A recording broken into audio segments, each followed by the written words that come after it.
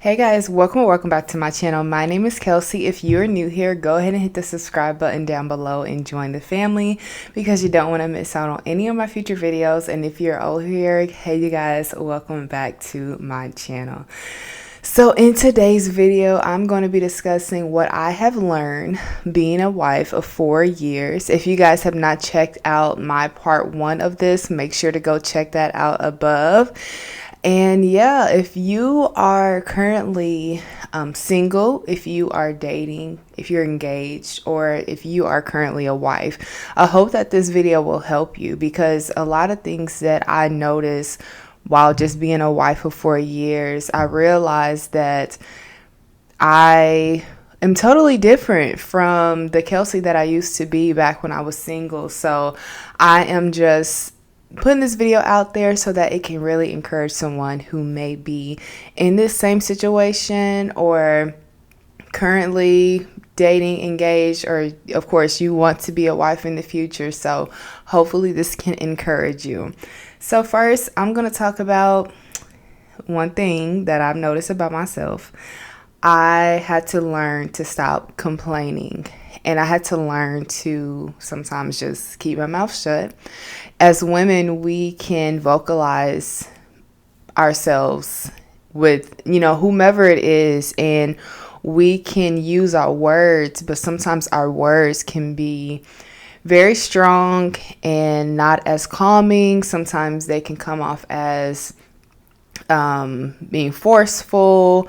Sometimes we have to just check ourselves before we open up our mouths. So I'm going to read Proverbs 31:12, and it says, "She will do him good and not evil all the days of her life."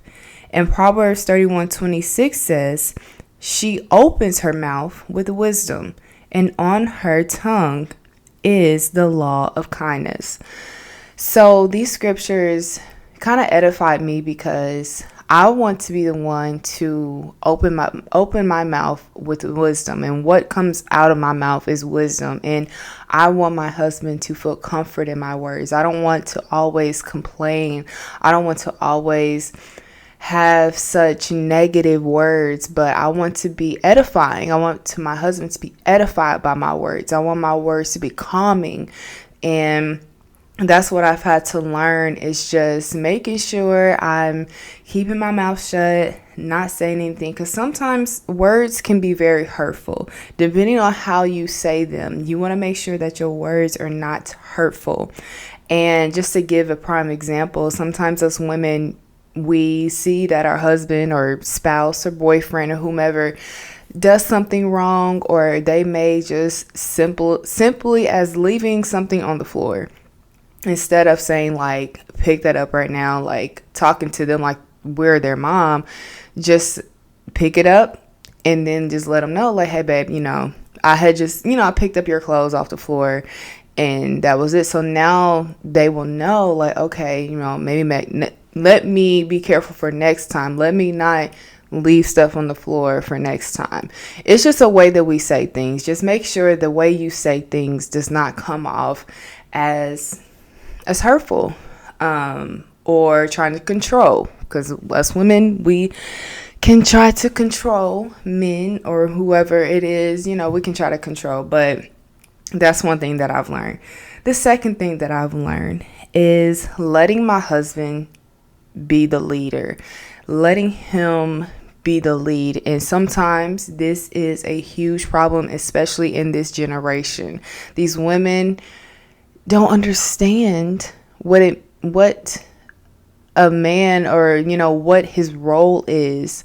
And sometimes women will try to take the lead or try to have the same role as a man.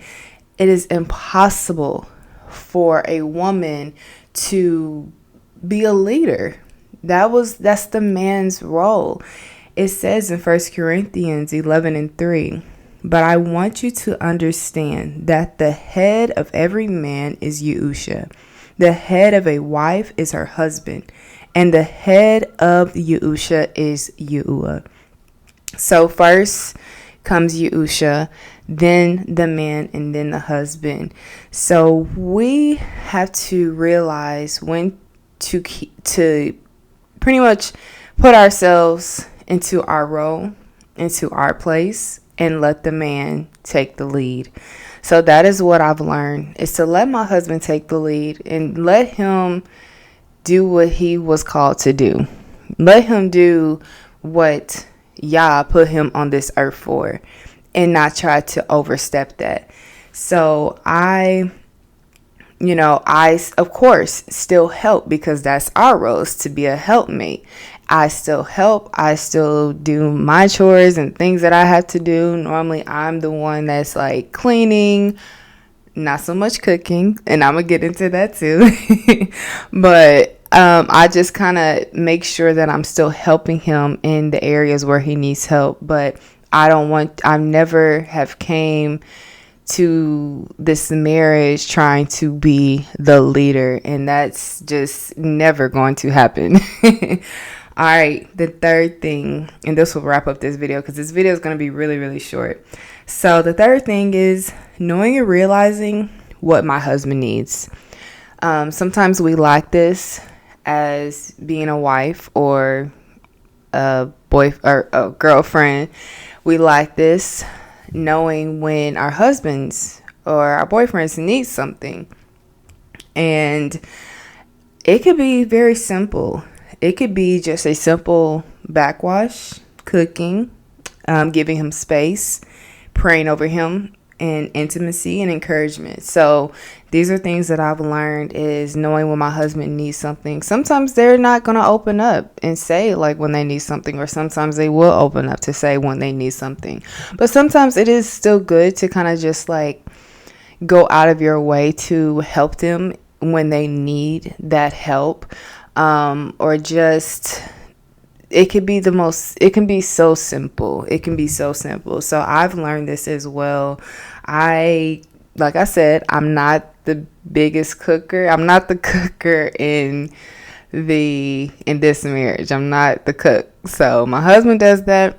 But in that aspect, it is okay, because sometimes men are like, they can be chefs, honestly. Like, I don't have a problem with, my husband cooking. He doesn't have a problem with it. So I like to cook breakfast, so I would normally do that.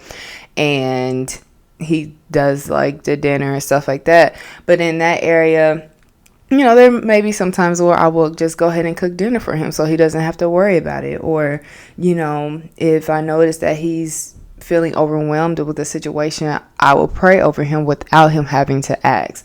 So you want to do these things without your spouse having to ask, for something, making sure that you are just being there for them, taking care of them, giving them what they need, and not complaining. Okay.